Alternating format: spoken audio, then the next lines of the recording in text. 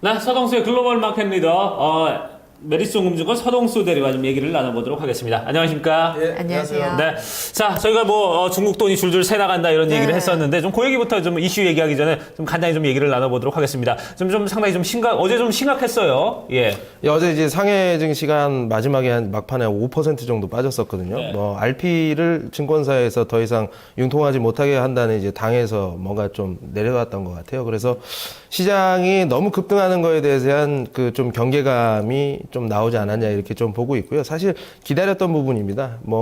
어제 경제 공작 회의가 시작이 되면서 단기적으로 좀 정책적으로 좀 피크아웃하는 모습들이 나오지 않겠느냐 많은 예측들이 있었는데 아마 이런 것들이 짧고 굵고 아주 깊게 이렇게 좀 조정이 올 것 같아요. 그렇게 되면 공작 회의가 끝나고 그 내용이 발표가 되는 시점 한 3, 4일이 지나는 시점에 있어서 다음 주 초반에 다시 또 리바운드가 시작되지 않을까 지금으로선 그렇게 생각하고 있거든요. 네.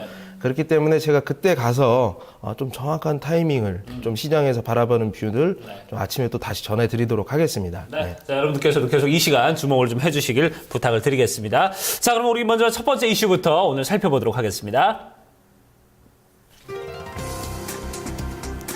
네, 일본 총선에 대해서 살펴보겠습니다. 네, 이제 오늘 14일로 예정이 되어 있습니다. 네. 일본 총선.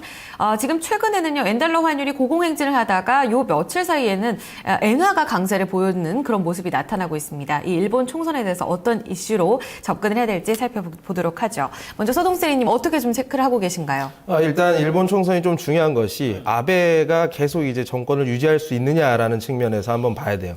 왜냐하면 아베가 아베노믹스로 인해서 엔화가 굉장히 약세로 가는 모습 때문에 한국 경제에 좀 부담이 많이 느껴지는 이런 것들 많이 고통을 줬었거든요. 그래서 과연 이 사람이 계속 정권을 가져갈 수 있느냐라는 측면, 이런 것들이 확인이 좀 필요하다.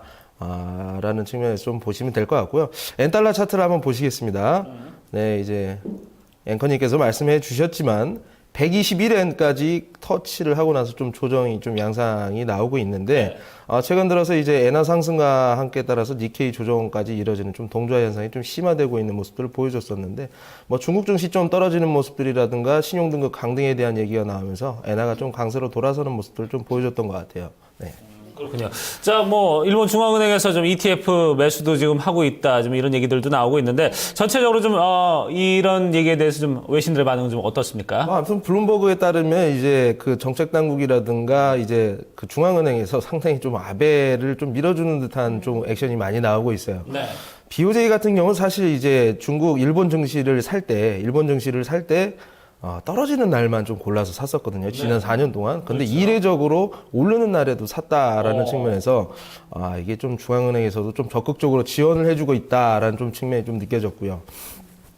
18세 이하의 소액 주식 투자자. 그러니까 이제, 일본 증시의 50% 이상이 60세 이상의 이제 국민들한테 가 있다고 하는데, 네. 이런 것들이 좀 이전이 되고, 신규로 이렇게 좀 돈을 유입을 시키려는, 그리고 비과세까지 이렇게 하면서 좀 국민들에게 좀 인기를 얻으려는 듯한, 이런 좀 움직임들이 많이 좀 보였습니다. 네. 네. 당장 이제 총선 결과가 사실 어떻게 보면 예측이 좀 가능하기도 하거든요. 이제 아베 총리가 다시 한번 집권을 하게 될 경우에는 다시 한번 또 경기 부양책을 추가적으로 기대해 볼 수 있는 건지 그에 따른 엔달러 환율 그리고 우리 시장에서의 한 전략은 어떻게 세워봐야 될까요? 예, 일단 전략은 대응의 영역으로 좀 가야 될 거라고 좀 보고 있고요. 일본 총선에서 일단 아베가 좀 될 것 같습니다. 아무래도. 다른 정권이 사실 대안이 지금 없는 상황이에요. 그리고, 이렇게까지 지금 돈을 풀어 있는 상태에서 다른 정권이 온다고 해도 다른 전법을 구사하기가 상당히 부담스럽습니다.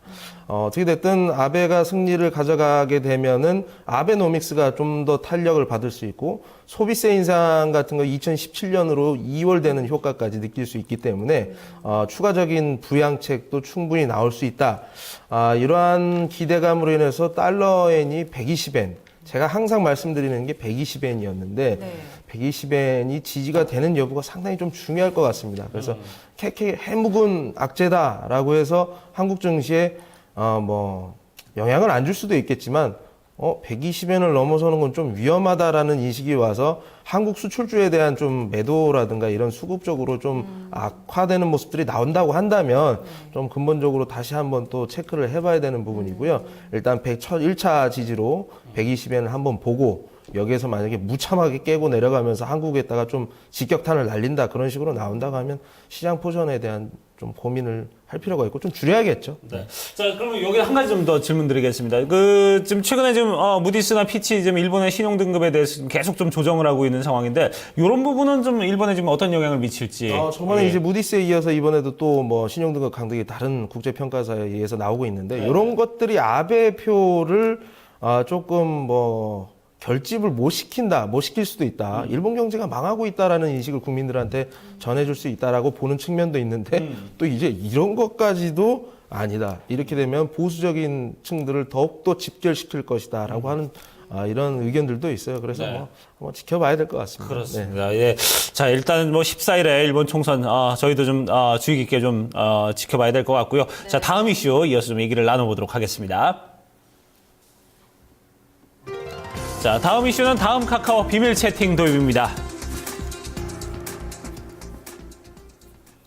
자, 한참 뭐 이 채팅 내용에 대해서 검열에 대한 얘기들이 많았던 이 다음 카카오, 비밀 채팅을 도입한다 이러면서 좀 어떤 좀 돌파구를, 찾으려고 좀 애를 쓰는 것 같습니다. 이제 대통령께서 이제 소셜 미디어 상에서 일어난 악성 루머들을 검토를 해라. 검찰한테 좀 지시를 하셨다고 그러죠. 그러면서 이제 국내 SNS 업체들이라든가 포털 업체 네이버 다음 같은 경우 주가가 굉장히 좀 계속 눌리고 있는 모습들을 좀 보여주고 있습니다. 그렇죠. 제가 뭐 이런 뭐 자질구레한 것까지 이렇게 얘기를 해야 되느냐라고 이렇게 생각하실 수도 있는데 굉장히 저는 앞으로 기간 산업으로 이런 SNS 플랫폼 업체가 우리나라의 기간 산업이 된다고 저는 보고 있어요. 네. 이미 그렇게 됐고요. 그렇죠. 해외 알리바바라든가 텐센트 굉장히 공격적인 행보를 보이고 거기에서 유통되고 있는 컨텐츠를 무료로 사용하는 걸 공산당에서 굉장히 강하게 억제를 시키고 있는 것을 비교를 해봤을 때 네. 우리 정부의 정책이라든가 이런 것들은 좀 역으로 가고 있다. 세계 경제에서 흘러가는 기조에 대비해서는 좀 이상하게 가고 있는 것들은 좀 사실인 것 같습니다. 네. 네. 외신에서는 또 어떻게 얘기를 하고 있을까요? 일단 사생활 보호 기능이 추가가 된 거잖아요. 좀 긍정적으로 보고 있을까요? 일단 다음이라든가 네이버, 뭐 특히 다음 오늘 말씀드릴 건데 다음이 최근 들어가지고 이제 합병을 하고 나서 주가가 눌리는 데 있어서 가장 큰 역할을 했던 것들이 사이버 망명. 그러니까 정부에서 내가 뭐 시시콜콜한 얘기한 것까지 다 뭐 누구 욕하고 한 것까지 다 볼 수 있다는 거 아니에요? 얼마나 좀 그렇지 않습니까? 그렇죠. 그래서 이제 뭐 다른 뭐 텔레그램이라든가 이런 쪽으로 뭐 옮겨가고 이런 분들도 상당히 많았었는데 사실 이런 것들을 국가적인 정책이 받쳐주지 않는 상황에서 다음 카카오가 그냥 자력으로 인해서 뭐 서버에서 저장 기간을 원래 7일로 있던 걸 2, 3일로 줄이고 뭐 종단과 암호화, 핸드폰 사이에 왔다 갔다 하는 그 데이터에 대해서는 완전히 암호화를 시켜서 누구든 절대 보지 못하게 만든다는 거. 그리고 뭐 상대방이 수신했을 때 자동 삭제 기능 이런 것들을 넣으면서 정부 정책하고 어떻게 보면 약간 조금 반할 수도 있다라고 하면서 원래 주식 격언에 있습니다. 정부 정책하고 절대 반하지 말아라. 근데 이거는 제가 봤을 때 세계 정책으로는 절대 반하는 것은 아니거든요. 그렇죠. 세계적인 기류에 봤을 때는 네. 이 정도는 괜찮다라고 좀 판단이 듭니다. 네, 그래요. 자, 어쨌든 뭐 다음 카카오 입장에서는 좀 어떤 돌파구를 좀 찾으려는 그런 애를 쓰고 있는데 사실 뭐 이 SNS라든지 이 모바일상의 이런 대화들이 좀 예사로 넘어갈 부분들이 아니기 때문에 더욱더 좀 민감한 그런 부분이 아닌가 하는 생각이 드는데 이런 게 이제 어떤 파급을 이제 앞으로 미칠지 이런 부분도 궁금합니다. 예, 일단 그 국내 모바일 플랫폼 대표업체인 다음이라든가 네이버, 특히나 다음 좀 주목을 해야 된다고 전 보고 있고요. 일단 펀더멘탈 측면에서 한번 체크를 해보겠습니다. 최근 들어서 첫 번째 그림 한번 보실까요? 최근에 카카오 스토리라든가 카카오 게임 뭐 이런 것들로 이용자가 증가가 계속 이루어지고 개인당 매출액이 지금 좀 많이 늘어나고 있는 모습들이 좀 보여지고 있습니다. 근데 더욱 중요한 것은 카카오는 약간 좀 다른 해외 SNS 업체랑 조금 다른 전략을 취하고 있죠. 일단 가지고 있는 유저를 가지고 거기에다가 이제 ARPU, 그러니까 개인당 매출을 늘려가는 이런 전략을 취하고 있는데 저는 다른 SNS 업체보다도 오히려 이게 굉장히 좀 내실이 있다 이렇게 판단을 하는 거고요. 그리고 이렇게 매출을 늘릴 수 있다고 보는 것들 중에 한 이유는 뭐냐면 다음 그림을 보시게 되면 9월 카카오페이라든가 11월 뱅크월렛 이런 것들 금융이라든가 콘텐츠에 관련된 매출이 조금씩 늘어나면서 매출 믹스를 다변화하고 있습니다. 기존에 포탈에 있던 광고 수익과 게임, 수수료 이쪽으로만 지금 치우쳐 있던 매출들이 믹스가 좀 다양해지면서 커질 수 있다라고 이렇게 저는 보고 있는 거고요. 그리고 다음 그림을 보시게 되시면 지금 굉장히 좀 저는 주가상으로 상당히 좀 매력이 있다 이렇게 좀 보고 있습니다. 포워드 기념으로 한 26배 정도 PR로 거래가 되고 있는데 세계 SNS 기준 한 30배 정도 된다는 거. 저는 오히려 다음이 지금 이렇게 검찰 조사와 합병으로 인해서 적자로 좀 전환이 됐었잖아요. 3분기 같은 경우에. 네. 여기에서는 제가 봤을 때 이런 시점이 오히려 중장기적으로 투자를 가져가야 된다라고 저는 보고 있습니다. 그래서 검찰 조사 이거 뭐 항상 검찰 조사 항상 매수 기회였어요. 매수 기회였고요. 합병으로 일하는 것은 원래 카카오가 700명, 800명 정도의 인력 풀을 가지고 있었는데 옛날 사람을 뽑으려고 하다 보니까 사람을 뽑았는데 4,000명인가 뭐 원서를 받아가지고 2명 뽑고 이랬대요. 그만큼 여기 인력이 굉장히 부족하고 뽑기가 힘듭니다. 네. 근데 다음이라는 이제 굴지의 포털 업체를 얻으면서 2,000명의 인력 풀을 다시 새로 얻고 재조정을 하면서 제조업 공장으로 치면 이거 공장 증설을 한 거랑 같다고 그렇죠. 볼 수가 예. 있습니다. 그래서 지금 원래 기존에 있던 인력이 3배로 늘어나면서 저는 충분히 카카오가 네이버를 국내에서 밀어냈던 파워를 시장에서 다시 한번 보여줄 수 있는 시기가 네. 곧 올 것이다라고 보고 있습니다. 그래요.